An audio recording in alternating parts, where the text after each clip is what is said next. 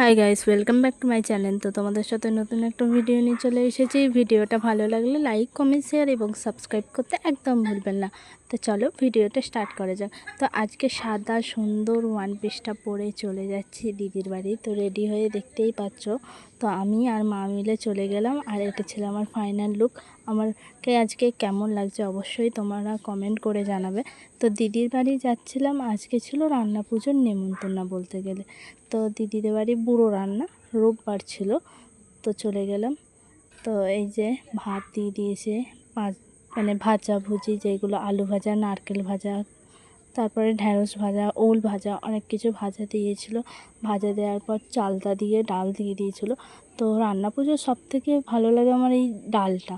তারপরে দিয়ে দিল মাছ, তারপরে মাছের মাথা দিয়ে পুঁই শাক, এইটা করেছিল। এই খাবারটা আমার বলতে গেলে খুব ভালো লাগে, মাছের মাথা দিয়ে পুঁই শাক বলতে গেলে।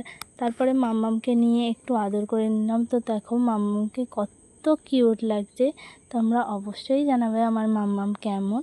তারপরে মাম্মামের সাথে কথা বলছিলাম, মাম্মামকে বলছিলাম হাই করো। মাম্মাম ঘ্যান ঘ্যান করছিল। দিয়ে নারকেল ছাইটা তখন আমি খাইনি, তো তখন বসে বসে খাচ্ছিলাম।